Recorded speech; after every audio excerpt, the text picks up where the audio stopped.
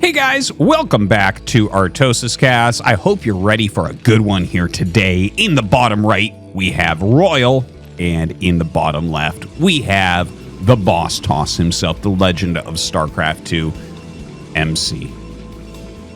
Should be a fun one. I actually think that this is a pretty good match, right? MC hasn't made it into ASL yet. I think that that is coming. You know, if you're someone who is a very successful pro gamer at one StarCraft, I think you can absolutely go and do that at the other StarCraft. And of course, I've talked about MC's history with both games countless times, so I'll spare you a bit of that. But yeah, he's in very, very good shape right now. And looking forward to seeing what he can do. And, you know, I think especially against Royal in this matchup, this is, like, I feel like Royal is a Terran vs. Zerg killer. Like, he has really fantastic builds. In fact, if I'm recalling correctly, the ASL that Royal won, he pretty much dodged out on Terran vs. Protoss. It was by far his Terran vs. Zerg that ended up winning that championship for him. Like, he beat a lot of the world's top Zergs there. He had one of the best win rates we've seen against Zerg with very teched out builds. But anyways, you know, obviously very good at every matchup. You can't become ASL champ without that. So, yeah, let's see what they're going to do here on Citadel. But yeah, while we kind of wait for this to get started, that is it. I can't believe he's doing that. Does he think he's top right? Sometimes when you spawn in a location, you just look at the minerals. You don't really glance at the minimap as much. You know, your mind might be elsewhere. And you think, for instance, that you're top. Like here, this looks exactly the same as this up here. Okay. And did you see how the SCV came down around the barracks? So if you're at the top right and you're going to scout, you rally the SCV down and walk it around because the exit is here. Here, the exit is here. So you're more likely to drill the SCV up to here. And when it's not on top of an SCV, right click it and then move it up. Also, this doesn't help against zealot harassment. Let's say you want to put your factories up here, most likely. If you put a factory up here and they did a proxy gate and your SimCity is down here, this is kind of, it's shitty. It doesn't help, right? So oftentimes you'll see the SimCity here or, you know, over here or something like that. So I think he thought he was top right. This happens to people all the time. Like when I'm playing friends and stuff, if their gate is like a Protoss gateway's in a weird location, like, oh, you thought you were like this spawn. They're like, oh, yeah. You know, it's just, I don't know why people don't look at it, but you just don't when you're just, you know, maybe in a tournament game. But anyways, that's far too deep for that. I just want to point out that I'm pretty sure that he thought he was top right. Anyways, what was I talking about there? Oh yeah, thank you for watching ArtosisCasts. LOL. Okay, so a few Marines coming out. 3 Marines now. Looks like it should just be a Vulture expansion. And MC is getting range, sending that first Dragoon out. And I would imagine he's going to go Nexus very quickly from here. Second Dragoon has started. Range still going. Not going to cancel that out or anything like that. And of course, you can see Royal has an excellent position. You can't really do anything with a Dragoon against this. You could try to bring the probe up and help that change the math, but the Vulture will change the math right back. You know, people have gotten very, very comfortable at this point with these openers. And by the way, I do want to mention, because Royal scouted top right and then bottom left. If there had been a zealot, then this could have been a little bit dangerous for him. He probably won't die to it, but could have been an advantage for MC because he couldn't be 100% sure of that. But still moves all his Marines forward. If you know it's a Dragoon, this is a fantastic move. Now, the Vulture are going to run around for a bit of a scout. You know, this is one of the big things, okay? So it used to be, let me give you a little history of Terran vs. Protoss expanding. So at first, you would always wall at your ramp, double depot plus barracks so that they couldn't get in. You'd go siege mode and you'd expand. Okay? Now, eventually, it got figured out that this is a huge waste of time and money. It's hard to take your low ground if they're good at micro and aggression and things like that. So it started to turn into bunker expansions where it would just be like Marines in a bunker. And then eventually the Vulture expand came up. And this was super counterintuitive. This is something I remember when Scan was telling me about the Vulture expand for the first time. I was like, no. You build a Vulture without the add-on? Because Vultures without the add-on are considered terrible at the beginning of the game. But it actually changed everything. It made the flexibility. The fact that this is still faster than everything at this stage in the game. You can run around and scout everything and get your mines out quickly. And I mean, it's such a big deal that this build order exists, because before it would be like you would hide an SCV and hope they don't find it, so you might be able to get scouting intel. With the Vulture, you have a lot of options. Like, you could sacrifice it and check something. You can do things like, for instance, if something's suspicious, you could check. He could scout here with it, right? And you can't really stop that. And now he's got the mines out. The Vulture was already in a good position, right? It goes out before the Dragoons can pressure the bunker, which is why you rarely see from strong players a pressure on the bunker, because if you lay mines behind the Dragoons, you don't know where those mines are as the Dragoons, and losing Dragoons for bunker pressure is not worth it. Only lower level players will risk that. So, yeah, incredibly important. The history of build orders. All right. So, taking a look at this game, Royal here has gone for a 3 siege tank pressure. So, obviously, this is a popular type of build. Notice how he's walking up and around the Observer. He knows that the Observer is out. He's dodging it right now by sending these units up this way. If your opponent knows that this is coming, it's a lot harder to do anything with it. Now, the Observer flying over, seeing 0, you should see a tank by now. And he sees speed, he sees 2 factories. So MC's going to know that something's on the way, but he doesn't know exactly where it is. Now, this pressure with the speed upgrade, this has some great potential. MC, though, has plenty of Dragoons. 9 Dragoons is fantastic here, and he has Observer Tech. So I don't think that Royal's going to be able to, like, force a cancel or anything. He is kind of waiting towards Siege. Now, he's going to come up with this push and start laying a couple of mines out there. But MC walking forward. Notice he grabs a little hit squad of 4 Dragoons to snipe tanks. And he snipes 2, and he is going to be able to get this 3rd one. So this actually... Oh, misses the shot there onto the high ground. Okay, so he ends up losing 4 Dragoons for all those Vultures and 3 tanks and 3 Marines. So you have to look at this and say that that was an MC favored engagement. Very, very good hold. Good micro from the boss toss. But a couple of Vultures do get in. This actually makes up for a lot of what just happened there. He ends up killing 7 probes. So that turned that from MC getting a big advantage into Royal being happy with the trade. And in fact, I would say over happy. Like that turned out to be better for Royal. If MC had been able to prevent that damage from occurring, like we saw him run back with the Dragoons, you know, maybe you let the Dragoons stand.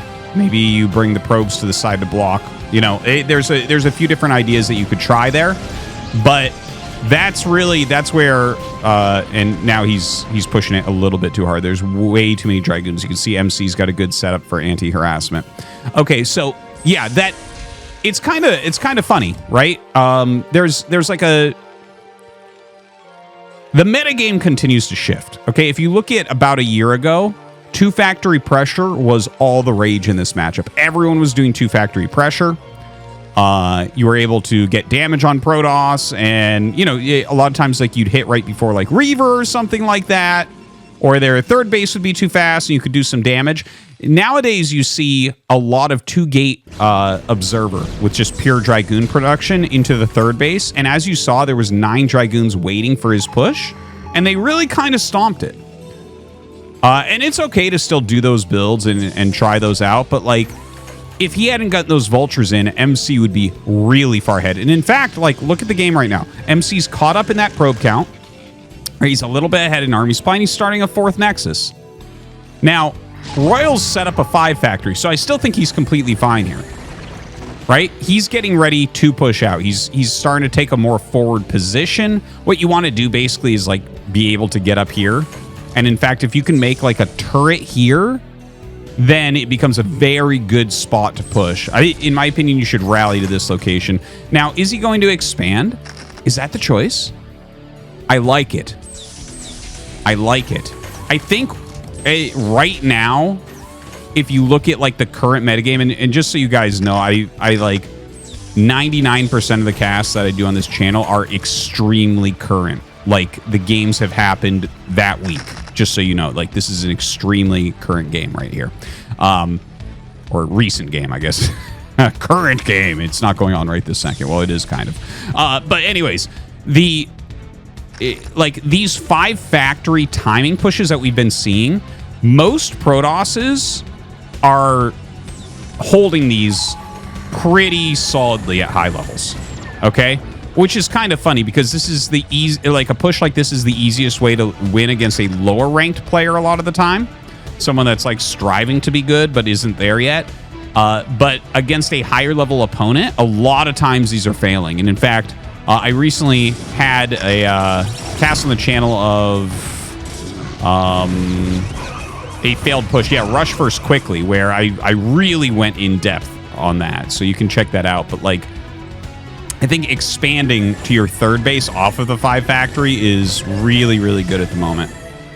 Anyways, holds off that push. That was like a weird push that we saw there, but weird drop. Adding a couple more factories. I love it. This is superb play from Royal. You know, obviously the initial 3 tank push didn't do much, and he had to get the vultures in for that value, but I think that this is all like really, really good. For instance, if you take a third base and immediately go to 7 factory and then go into Starport Tech, as opposed to be 5 factories, try to get into +2, +1 fast, and then add the factories, this is a much more stable way to play. All he's got to do right now is just kind of make a lot of units. And look at this. He's setting everything up beautifully. Really beautifully. MC, on the other hand, over here, he is throwing down some extra cannons, so it looks like he's playing that pretty defensively, getting into Stasis. And just Arbiter Tech in general, which is going to be a pretty good choice. You know, I've talked about the evolution of Arbiter Tech coming back into the metagame. That has to do, again, with the 5 factory. I did see someone asking about that recently. But yeah, that has to do with the 5 factory. Like, a crisply timed Arbiter is a very good counter to 5 factory. Like, basically, any Templar tech is good against pushes, specifically. Right? It's not generally great finishing tech, but like, for instance, think of it this way, right?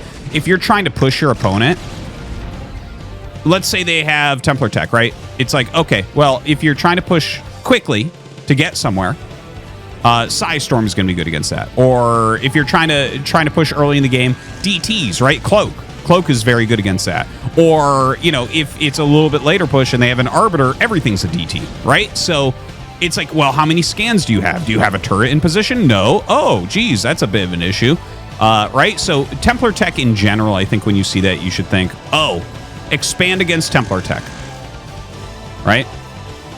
Okay. Anyways, Vulture runs in. 5th Nexus is going up. MC, you know, he's getting Arbiters and continuing to produce those. And he has double Stargate. And I think if you're going Arbiter, you probably should go double Stargate so that you actually get a good amount of Arbiters. Because, like, 1 to 2 Arbiters is actually really not that scary. But if you actually start getting a heavy amount of Arbiters, it becomes pretty frightening, honestly. Now, a lot of mines are being laid. He is leaving a siege tank. I love the 1 siege tank in the main base against possible recalls. It helps so. You would be shocked the difference between having this in there and not against recalls on average. It is insane. Totally worth. Oh, wow. Good mine. Anyways, he does have that 4th command center, which is really important. MC, dude, guys, okay, so this game is like actually really, really, really well played. And I know that we haven't had much action here, but they've actually made like very correct decisions over and over and over, right? So MC kind of blocked everything out after he killed the tanks. Yeah, he lost some probes, but kept up consistent probe production. Took his 4th, to which Royal said, okay, we're going to take our 3rd and macro up heavily. MC said, okay, we're going Arbiter Tech and taking our 5th. So Royal made his 4th command center. Perfect counter to that. And then MC says, yeah, you're not attacking. Okay, here's another Nexus, right? And he's got plenty of cannons up. He's adding a ton of gateways. This is like, the back and forth has been exactly what you want to see. Like, both players have played pretty immaculately and are in no real chance of dying. Okay, Arbiter comes out. Okay, Stasis on the vessel, a pretty good call. Oh, he's going to have to send these SCVs back. This is dangerous. This is a huge attack in from MC. And by the way, a huge amount of vultures are counterattacking right now. So these mines almost caused disaster. And in fact, he's going to end up losing this command center. And this is actually really, really good for MC. You can see that they've traded similar amounts of units. These 4 cannons got picked off, but the command center was killed. Okay, this was the big thing that happened. This is not like this command center is worth about 5 times as much as this Nexus. Being on 3 base versus being on 4 base is a huge difference here for Terran against right now a 5 base Protoss, whereas 5 base versus 6 base, almost no difference. And even that being said, he doesn't get the Nexus. So right now we actually have MC heavily in the lead, but the game is not over. This is not, I don't want to overstate it and act like he's about to win this game. There is certainly a lot of play left. There's like a lot of different things that can occur here, but for instance, on Royal's side, there are no attack opportunities. 0. He cannot attack. If he attacks, I think that's where MC can get a big advantage. Now, okay, let me back that up. Let's say all the Arbiters were disabled. Okay, he can absolutely attack and go kill, right? But right now, there's some huge threats. Like, for instance, if you hit a recall somewhere while MC is trying to attack, or I mean, while Royal's trying to attack, then that's going to be a game ender for you, right? So, like, basically, as long as he keeps his Arbiters as a threat, there's no real attack potential here for Royal. So anyways, Royal going to stay in a more defensive spot. The Stasis on 1 siege tank so he can clear this area. I actually kind of like that. I kind of like that. The vessel, by the way, you can see a vessel sitting here for EMP. Oh, we actually don't see one here, but he's got good mine coverage in here overall. This actually would be a good recall location. As MC's bank is going up, I would actually love to see a suicide recall right here. Obviously, he doesn't have vision of this general area, but a lot of times a great move in situations like this is like a recall followed by a second recall. The first recall clears mines, depots, turrets, things like that. And the Terran has to deal with that. And then as they're leaving their main, you go back in and do it again. Also, another thing to mention, the bank is getting so big, he should probably start like air attack. Where's the cybernetics core? It doesn't have air attack going, but I would like to see that. A lot of Arbiters here, but he actually doesn't have much else here. That was an excellent Stasis. Oh my God. That was an excellent Stasis. Because that was actually like, that was Royal finding the only area that was harassable with those vultures. So really, really well done. And he's going to have to kind of wait for that. So you can see Royal moving out because he knows that this is something that is going to have to be dealt with. Wow, he's getting a great position right now. Really a great position. He has 2 very high energy. Good Stasis right there. Really wants to disable some of these Stasis. Oh, dude, excellent Stasis there. And he probably wants Stasis here. Look at that, double Stasis in the back. So can MC actually break through here? What a great move from Royal. The Zealots getting on top of everything. You can see the how scary it is to have these multiple Arbiters, right?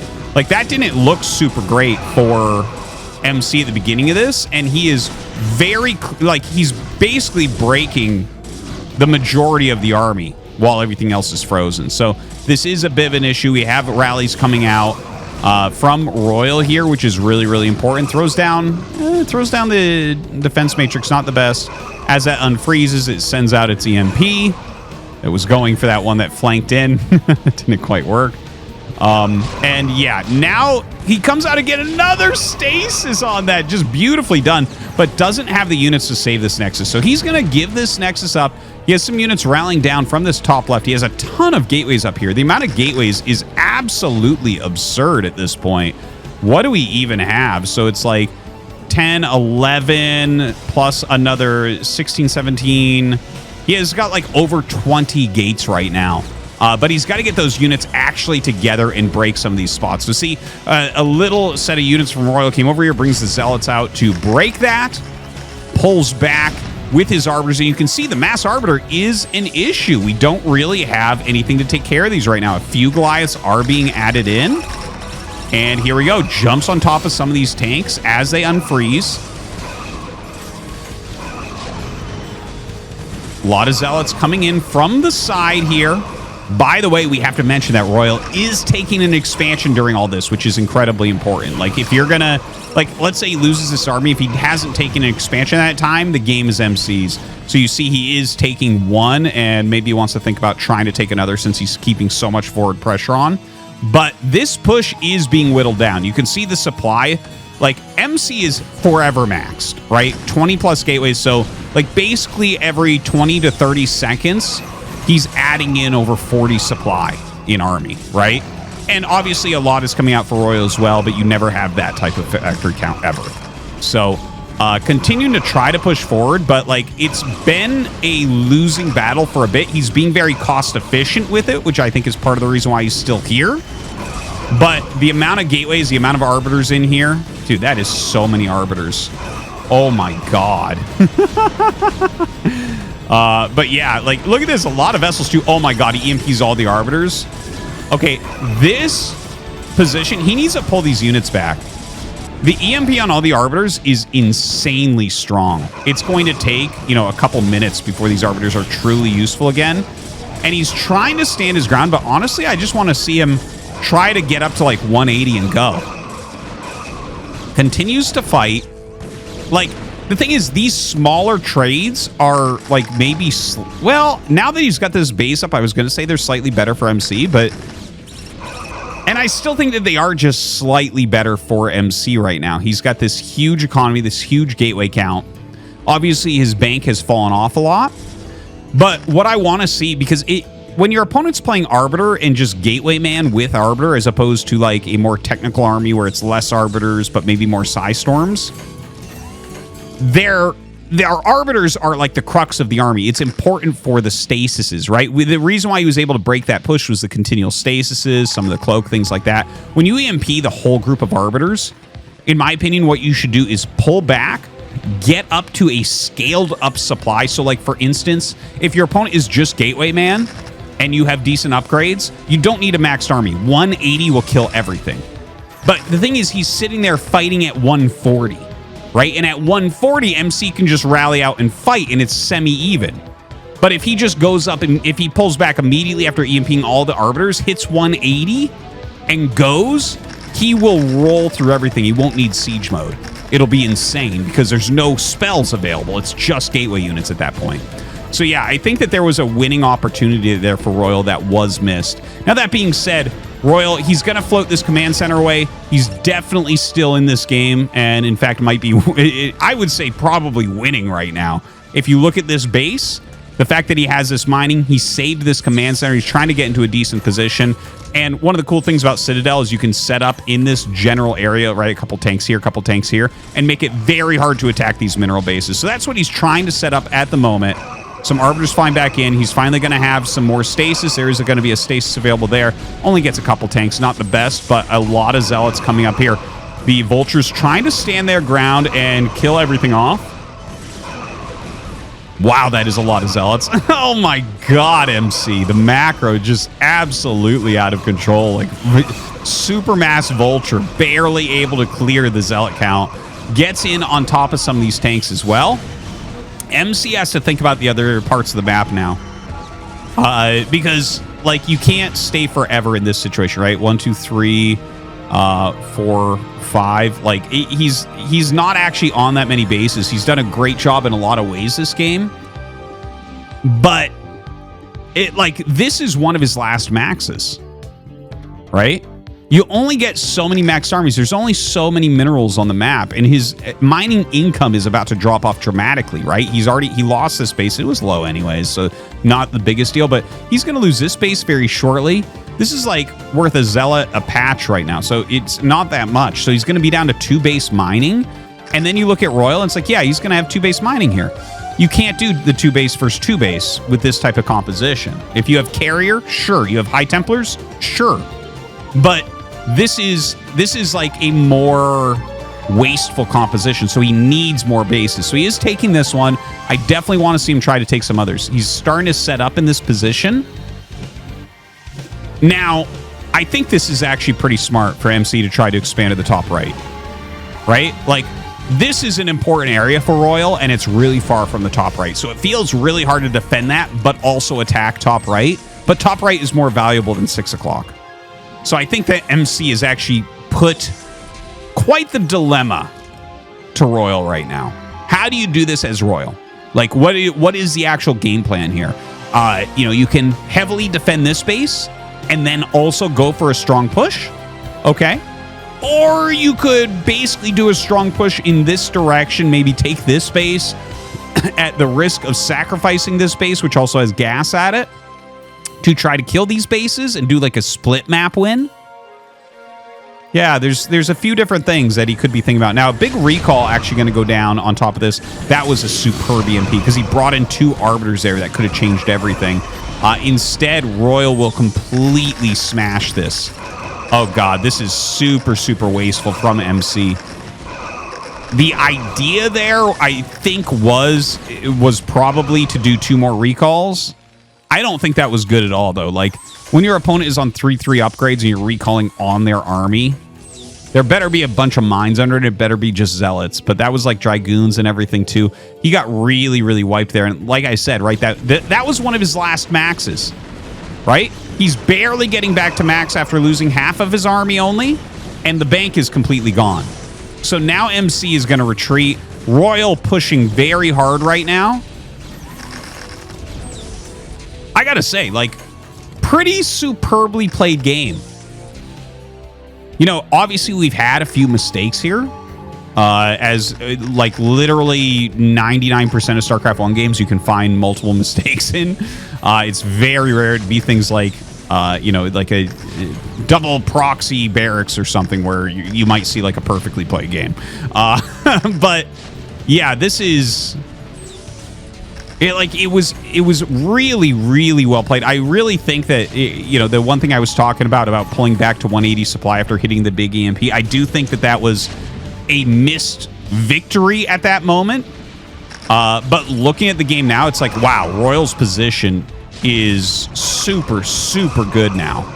He's done such a good job in this game, like taking these spots which were a little bit tougher and just playing through them. Now, that being said, MC brings his entire forces to bear. I was like getting ready for my Royal victory speech, but I shouldn't have done that because MC suddenly comes in and breaks Royal's army in half. Oh my God. And with this Nexus up and this Nexus up, okay, so that was premature. I apologize, I guess. Royal suddenly, this is a tough spot. He's floating up a command center. That's his main command center coming up. Getting ready to take this base. So what this game is going to turn into is Royal desperately trying to hold here. If he can hold here, he gets this base and he can push into here. So MC, it's just about breaking this. And I think that is very doable for him. He's bringing a lot more units up right now. He's actually engaging much earlier than I think he actually necessarily needed to. Look at this. We have High Templars coming up. He gets some very, very good Stasises out. And more units coming across the map. You can see a lot of High Templars finally being added in, as I think he just has excess gas. But those Stasis is not doing it. These moments right now, very big for Royal. More units still filtering out for MC because he does have actually very good mining at the moment. If you look at his overall bases, like he's got 4 base mining going on, whereas Royal's got 1, 2, and for the moment 3 actually. So yeah, Royal definitely getting into a good position here once again. Really, if MC had just joined everything up there, saved his mana, and then went in all at once, I feel like he could have broken the push. Wild game. We have some real back and forth things going on. You know, this is one of the things about StarCraft 1. Late game actually has an insane amount of decision making. Like, there are a lot of really weird things that can be happening late game. It's really hard to keep track of exactly where you're at in comparison to your opponent. And definitely think we did have like maybe a couple mistakes in there, but MC trying to break through once again, throwing some EMPs down, almost gets that vessel. This is such a good position for Royal, though. It does seem like he's going to be able to hold on against everything. Kills this Nexus off. MC not with very much left over. What an absolutely insane game here. And now just this base, this is basically mined out. This is still pretty healthy. But that means he's on 2 base now. And he's playing against a 2 to 3 base Terran. Which obviously, you know, the Psystorm is too little too late at this point. The Arbiter count has been drastically reduced. Royal continuing to attempt to push up. He's got so many units at home. He's the one that's maxed now. MC unable to get back up there. But I got to say, very well played game from MC, and I think that you can see, because I do, when I see a good MC game, you know, obviously I don't watch these ahead of times, but it's like, oh, MC played, you know, Royal or, you know, another great player. I love to grab those and cast them, kind of see where he's at. And I think you can tell from this game, he's like very close. He's very close. He was winning, I think, for the majority of these 31 minutes. But yeah, Royal fighting back very, very well. One more attack maybe coming in from MC. And he had some great Stasises in here. He had so many Arbiters. Not going to end up working out. Yeah, freezes almost everything. In fact, gets it down to just about 1 tank. But, you know, the reinforcement army going to be able to come up here and put some damage on. And GG is called. Royal gonna take it. Excellent game. Hope you guys enjoyed. Thanks for watching.